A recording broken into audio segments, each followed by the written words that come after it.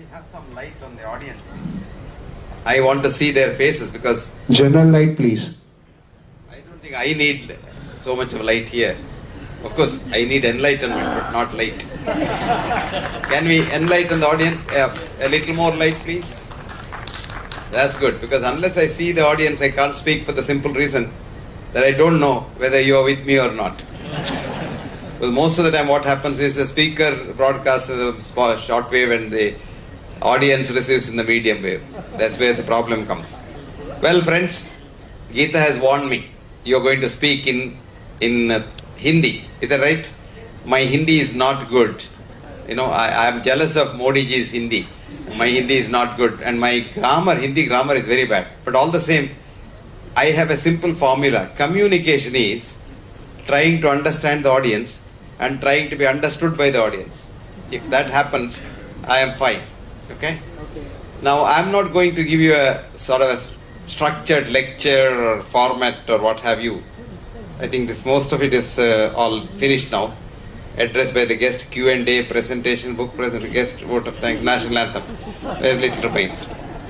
I am going to share my feelings, my anxieties, my worries, and my aspirations for this country with you, vis-a-vis the most wanted profession called medicine. It's no longer a profession, it's become a business. Now that we have taken medicine to the marketplace, aping Americans, we have now made the market forces work on medicine. Market forces are for profit. But Hippocrates had warned us, do not make money in the sick room. Do not make money out of human misery. मुश्किल यह है कि हमारा वो जो कार्य क्षेत्र है वो आदमी का मुश्किल के टाइम में हम पैसे करने का कोशिश कर, ये तो बहुत बुरा है. लेकिन ये तो होता ही है क्योंकि हम मेडिसिन को मार्केट में ले गए एंड मेडिसिन में मार्केट फोर्सेस वर्क कर रही है. आज तो medicine has become a business and it's run by the industry. Medicine is not run by science. Medicine has nothing to do with science. Medicine is run by the industry. And the industry wants profit. And thereby, medicine has been hijacked, so to say. This is what's worrying me. The younger generation who get into medicine with all kinds of good ideas very quickly get converted. One of the great teachers in medicine, Norton Hadler, said, medical colleges convert good students into stupid students, do-gooders into money makers, and completely change the human being by the time he comes out of the medical school. One of the professors of medicine in America, she was 52 years old, asked one of her brightest students in the final year class one question. Patient kaun hai? Who is a patient? Do you know what the boy said?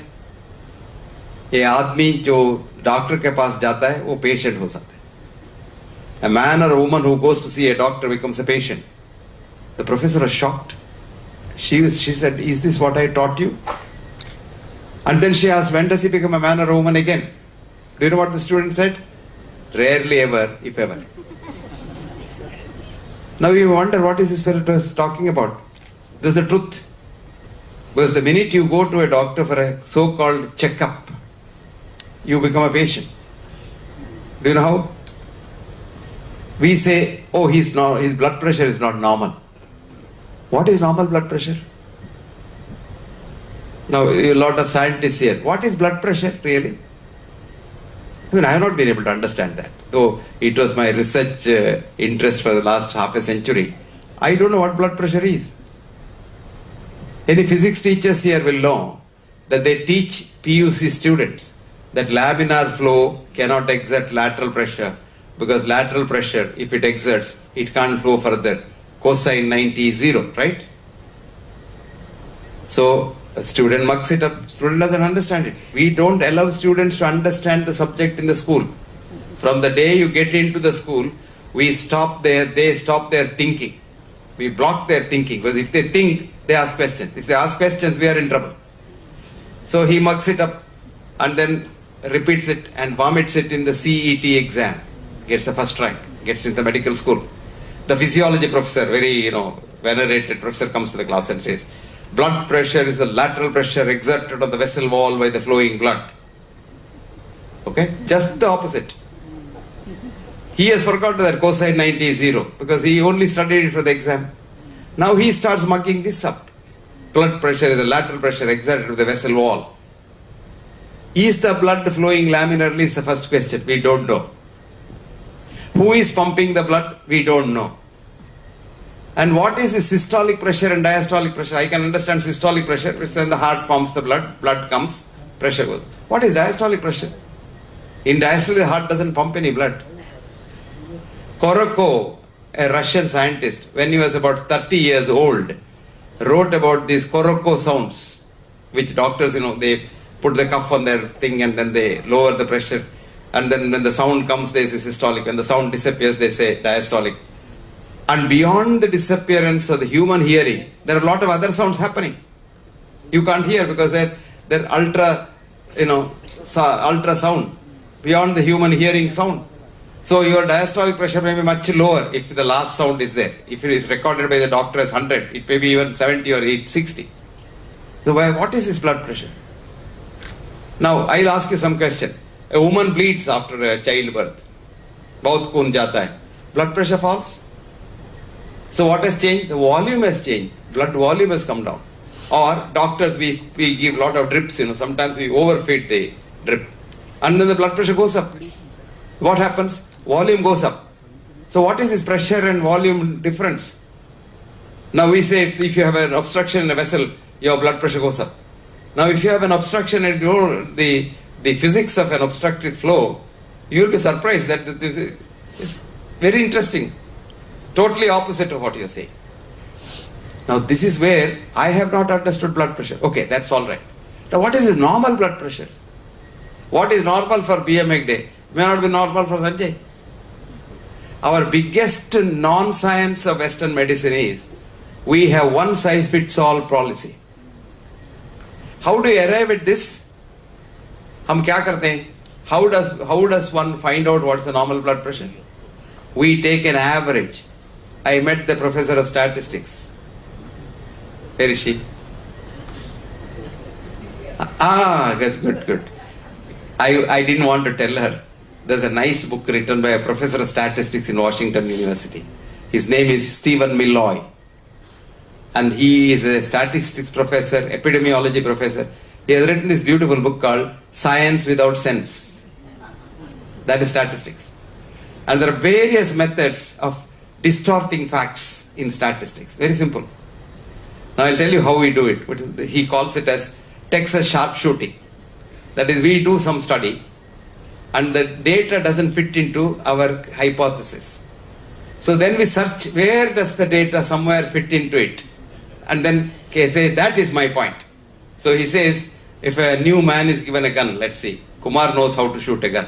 Supposing he gives that gun to me because I am his friend and I shoot at the wall, the bullets will go all over the place.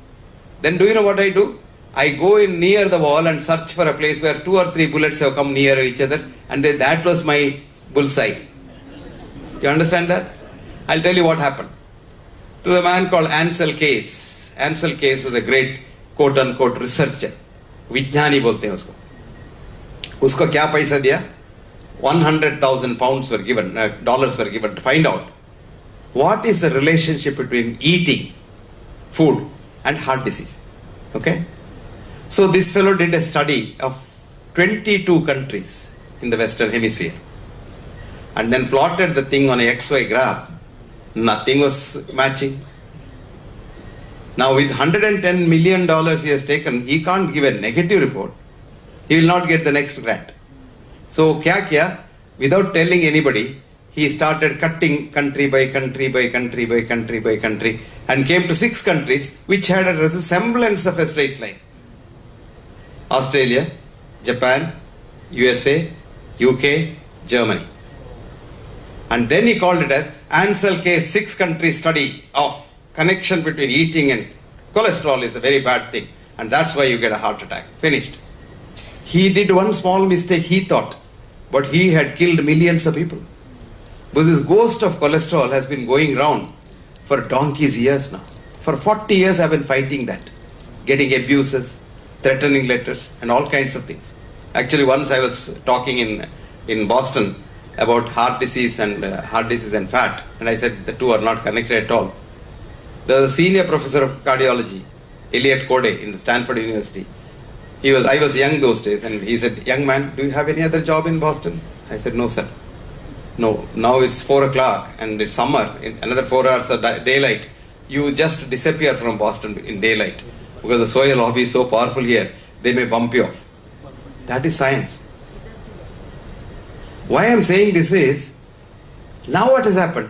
After killing millions of people, the American government has done a full U-turn. Do you know that?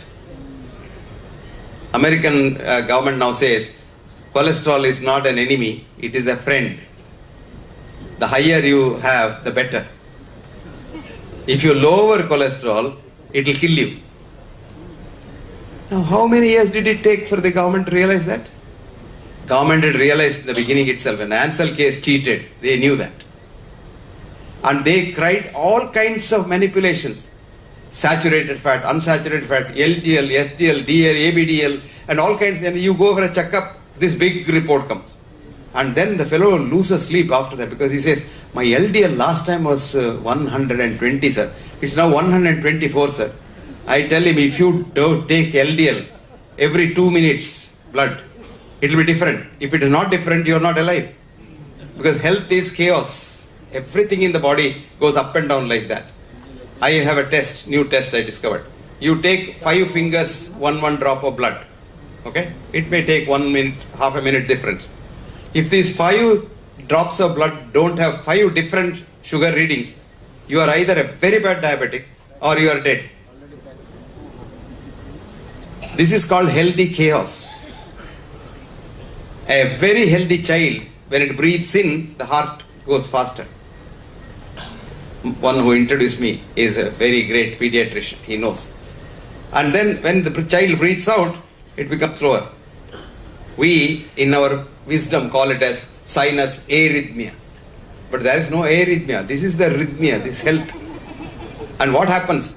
If your heart does not move like that, it's called heart rate variability, you are a very ill person.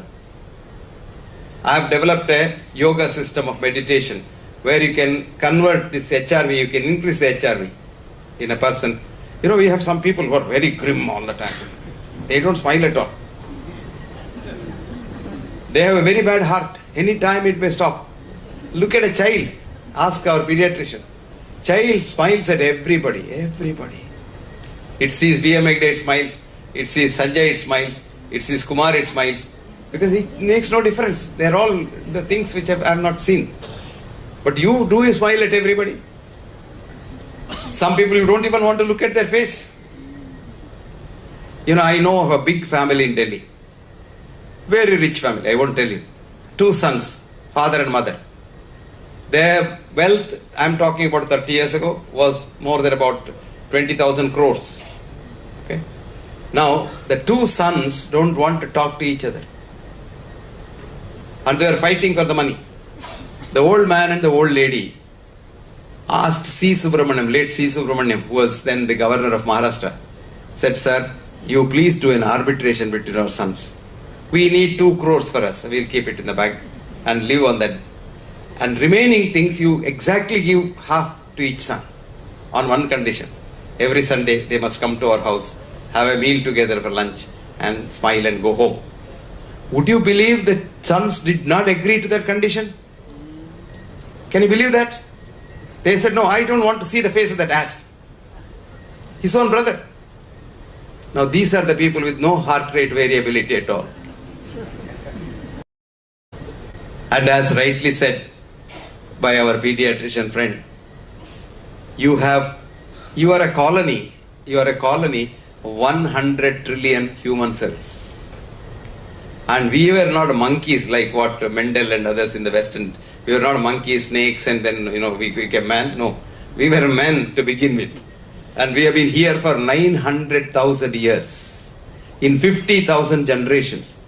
This modern medicine is about 50 years old, 100 years old.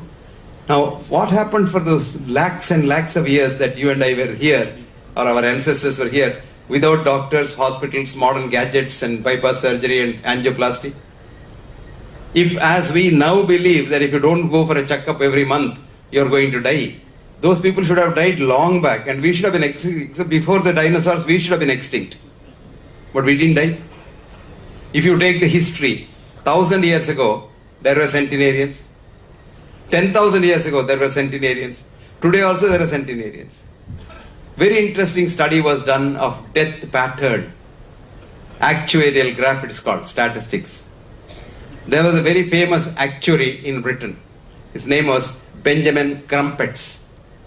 Crumpets lived in the 17th century. He had drawn up a graph of how people die. It's a very nice graph. Recently, his graph was rediscovered somewhere in Nottingham where he lived. Somewhere they were digging for something else, his graphs came up. Now you just juxtapose that with the present graph. Very interesting. Only thing is, in the beginning, the early part of life, say from birth to about 20 years, death rate has almost disappeared and it's become flat. But beyond that, it is the same graph which fits in so beautifully with the old graph. That means in the olden days, children used to die of smallpox, cholera, mumps, measles. Mumps, measles are not that bad. Plague, which Surat had some time ago. Plague used to be very rampant those days. And cholera, you must see, when I was a student in the 50s, we used to go to the ID hospital posting in the morning, infectious disease hospitals. By the time you come for lunch, we have lost about 100 children. Cholera. We used to have epidemics of cholera sometimes. And this is not only to India. This happened in every country. America boasts of great things. Water supply to New York City was not there in the 19th century. Can you believe that?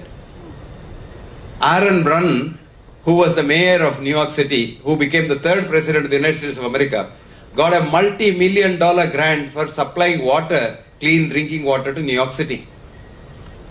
You ask our police officer, do you know what Aaron did? He drew water from a putrid pond near the Canal Street. Now what you see in America, you go to Canal Street, there is a pond there. He drew water from there, and all these millions, he started a bank, JB Morgan Chase Bank. So corruption is not India's. JB Morgan Chase Bank was started with the money which was given for New Yorkers to have water supply. And what happened in New York? Every year thousands died of cholera. Because that putrid water was coming from the toilets of all the nearby places. And people started dying. And then, after so many years, he became the president of United States of America, he died, etc., etc. In 1842, for the first time, they got water supply from the Canton River. What does it mean? Politics is the play of rich people. They play games on human lives. And nobody bothers about. See, today I get sometimes worried as to why the drug companies and the five-star hospitals do what they do. Then I go back to Aaron Brunn and say, okay, he did the same thing. I want to make money. It doesn't matter what happens to you. So that's not our problem. Our problem is how to keep man alive on this planet. And we think, oh, what should I eat? People are worried. Should I eat this? Is there this? Is there cholesterol in that? Is it butter good, butter bad? Have you seen 2 months ago the Times magazine cover photo? One nice plate, 2 eggs bullseye, and some bacon, ham, and sausages. This is ideal breakfast now. They were hating cholesterol, now they love cholesterol. But you go to a hospital today, doctors write on you, your LDL is high, your HDL is high, you take statins. What to do? I just don't know. We ape American medicine. Even when Americans change, we don't change. That's the unfortunate part of it. Even as recently as day before yesterday, one man came to me and said, my HDL is high, doctor, what do I do? I get about 100 emails every day, consultation, free consultation. And all of it, most of it is about either cancer or about cholesterol. That ghost of cholesterol has not left India even now. It's been a curse on us. And cholesterol is good. I was telling people, 10 years ago there was a study done in Paris. Ye kya kiya? There are old age homes, people living, they're called old elderly, above 85, 95. Their cholesterols were 500, 600, 700. That's why they are alive. You lower your cholesterol, your body wants more cholesterol, it produces more cholesterol. Only 10% of cholesterol comes from the food. So even if you eat grass, you still have 90% of your cholesterol. And if you lower your cholesterol by drugs, body will produce more cholesterol. And why does your cholesterol go up? To protect you. Did you know that? Because cholesterol is needed. Supposing you eat a lot of food, to digest that you get bile acids. Bile acids are produced by cholesterol. Now supposing you hate everybody and you are very tense, the steroid level goes up, comes from cholesterol. So what is the treatment for cholesterol, if there is any treatment? Change of mode of living. Instead of hating people, you love people. Instead of eating like a pig, you eat like a sensible human being. But some of us don't do that. Whenever you are depressed, you eat more. And most of us are depressed in society today because what runs society is money. Did you know that? Before money came into human life, there was no disease. Well, I should be saying that in Surat. Before money came into human life, there was no disease. There is a very nice study I want you to read. ये तो study है, आप पढ़ सकते हैं. इसका नाम है Failure of Scientific Medicine, the Innu Community Study. Innus were a race of aboriginals off the coast of Saskatchewan in Canada. These people had no touch with reality in the present world. They didn't know what you and I call as civilization. What is civilization today? Taking man away from man. I'm using the word man for the species, not for the sex. So women don't get worried. Where do you live now? Apartment. Keeping people apart. See, in the villages when I was a child, if one man had fever in the village, everyone knew by evening, so and so has fever. Today, if your neighbor dies in the apartment complex, which is so nice, paradise living and things like that, the next door neighbor dies, and if he doesn't have anybody with him, he's living alone. It's only when the body starts stinking that you get to know somebody has died. That to not your neighbor, somebody has died somewhere, you think initially. Then you find out, oh, somebody has died in our neighborhood. This is what's killing man. So Innus had an egalitarian society. They hunted, they are hunter-gatherers. They had a good distribution of food, and there was nothing called I, mine, this is my house, my bank, my account, my car. No, we. You know the two difference? I means illness. We means wellness. That's all the difference. So Innus didn't know the word I. I want happiness. Take off the I and the want, happiness. There is happiness everywhere. What is disturbing the happiness? Want and I.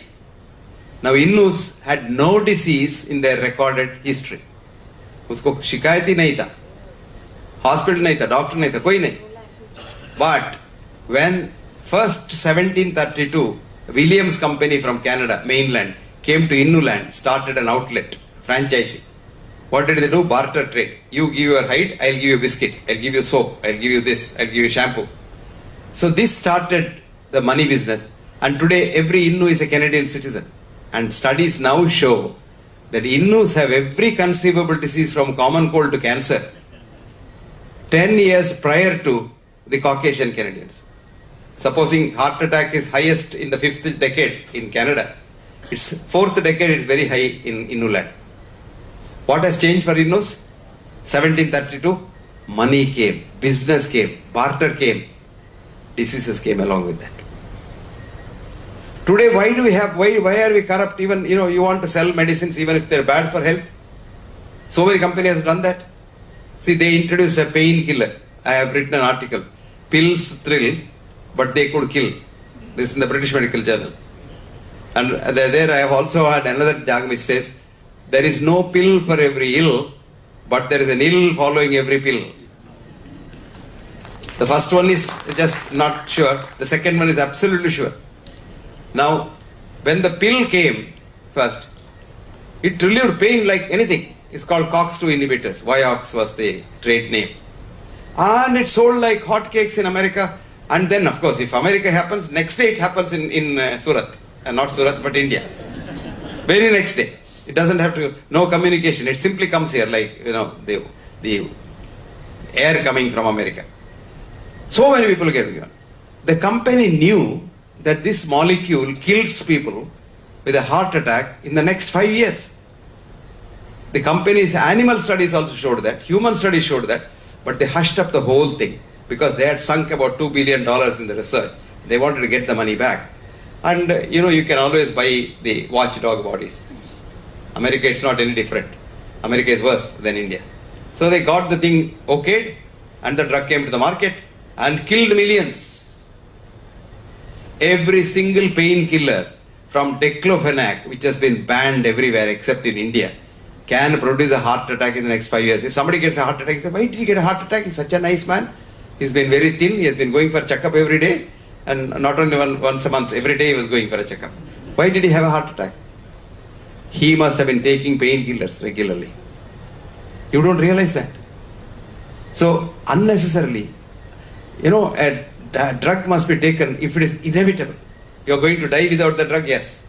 You discuss with your doctor. I was telling our policemen and other friends in the morning, there are 2 things for every drug which you should know. One is called NNT, number needed to treat. The other one is called ADR, what is the risk of side effects.